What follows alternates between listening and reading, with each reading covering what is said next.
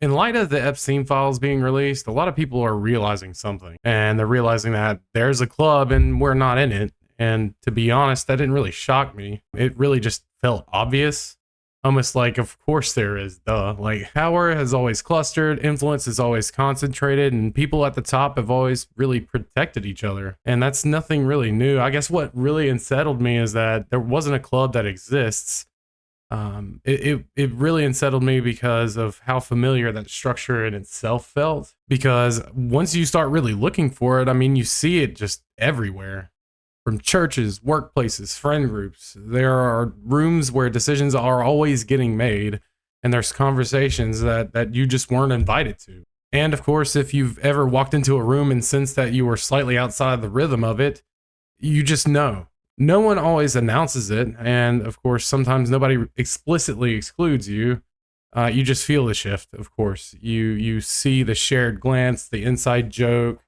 You just feel the shift in the energy, just kind of tightening in the room itself, and of course, you just kind of adjust to it. I mean, you nod when you shouldn't. You fail to disagree whenever you should have, and a lot of times you just laugh whenever you don't mean it.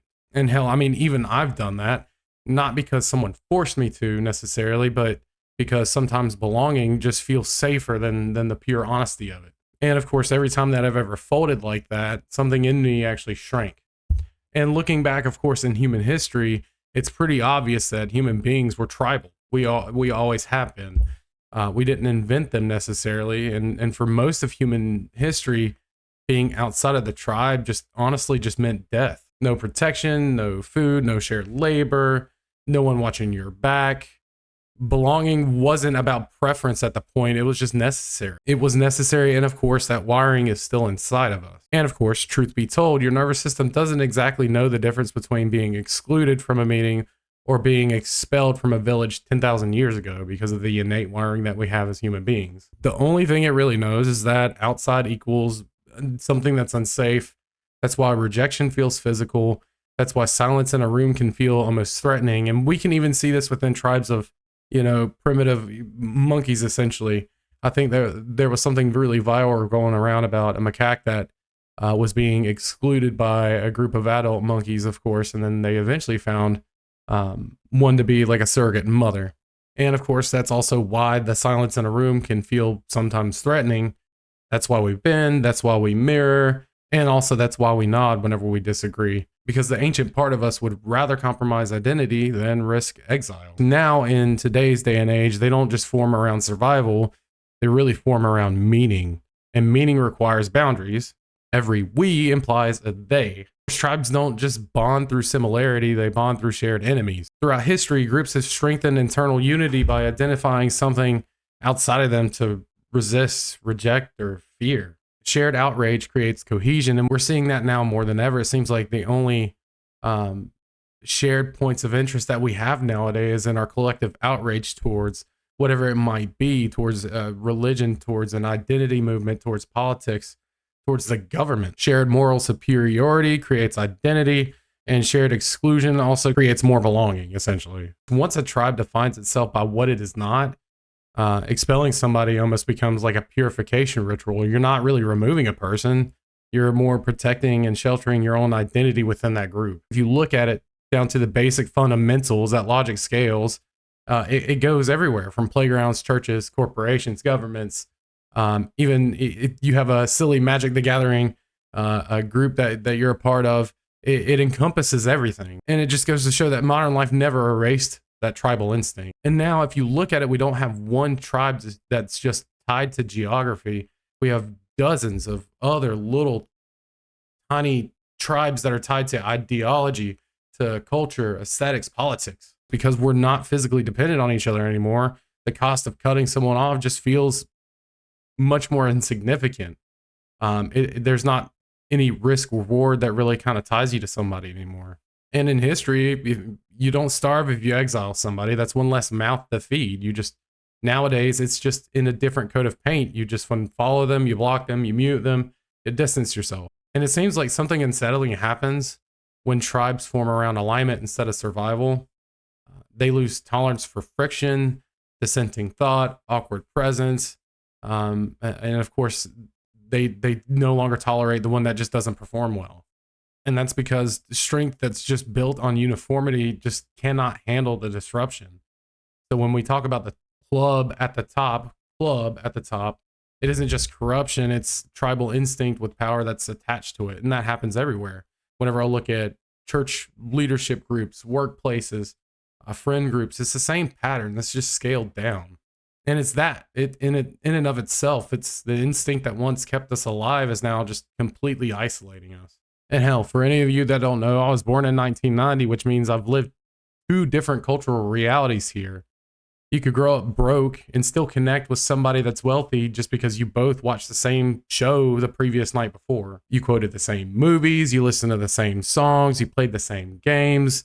There was overlap, and that overlap created bridges, and you didn't need total, complete alignment. You just needed one shared reference point. And it seems like now the only shared reference point that we have is our outrage at the collective whole itself. I mean, look at how, divided people can be because we're on our own separate encampment because of identity politics or because of whatever you want to say about the people at the top that are now implicated of doing terrible, horrible fucking things here. Back in the 90s, there were third spaces. In a third space, they were arcades, rec centers, pool halls, places that we would go and have live shows where we could actually connect with people and feel more immersed as a collective. I remember going to people's houses just to play Guitar Hero for hours and hours and then sleep in the next morning. Back then, you had to physically go somewhere to belong. You learned how to sit next to someone who wasn't exactly like you, and that helped you learn how to navigate difference. And I'm not exactly sure when it really began to shift. For me, it just seems like it was somewhere around 2012, maybe 2014. It shifted, at least for me. People stopped going out as much. Third spaces started closing everywhere.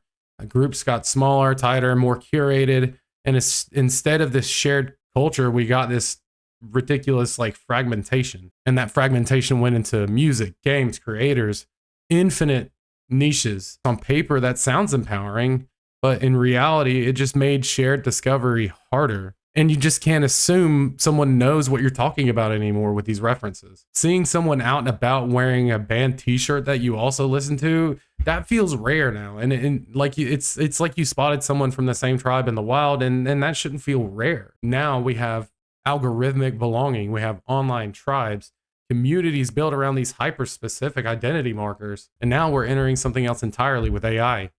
Digital companions, simulated intimacy, and systems that learn you well enough to mirror you back to yourself. And on one level, it's incredible. It's incredible to see the growth that we've had with technology, especially since whenever I was a kid.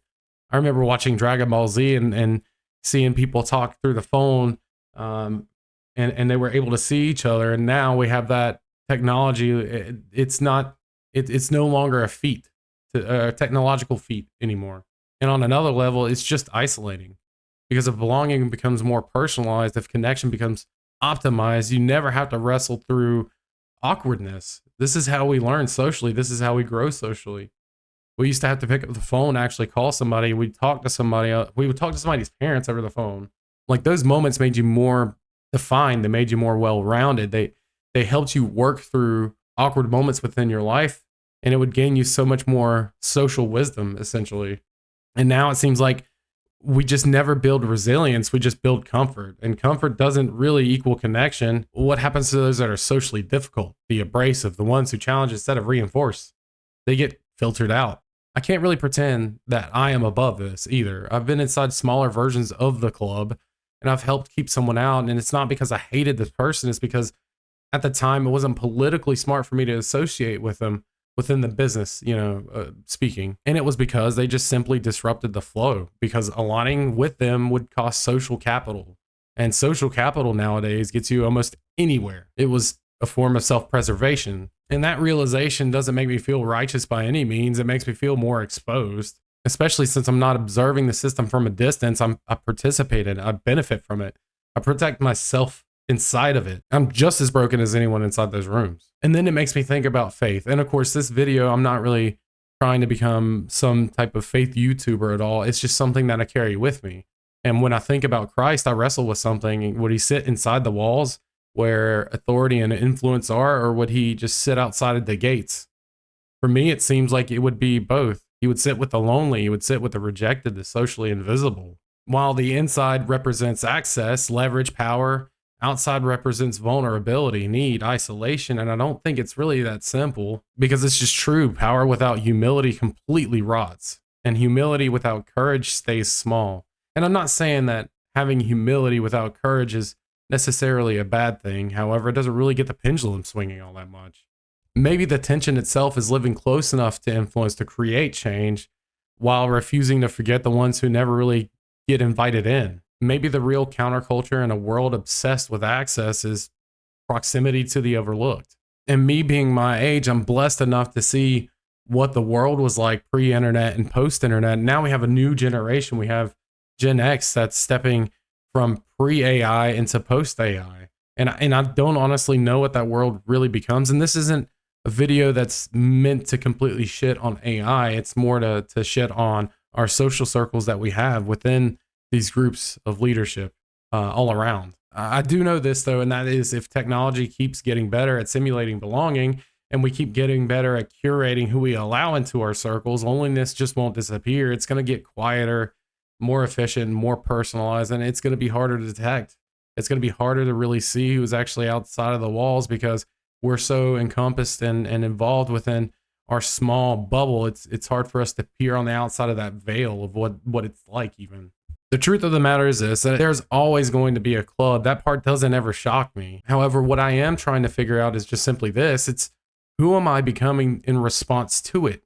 Am I chasing access, or am I paying attention to who's standing outside? Because eventually everyone finds themselves outside of some gate. And when that happens, you hope that someone remembers that you exist. My idea is not to tear down the social circles at all. And I've kind of responded to that as well. As far as the why I'm even making this video, I think it's more of a personal conviction of my own, because I've caught myself looking at those that are on the outside and wishing that they had any access that they could to people that they think that they care about.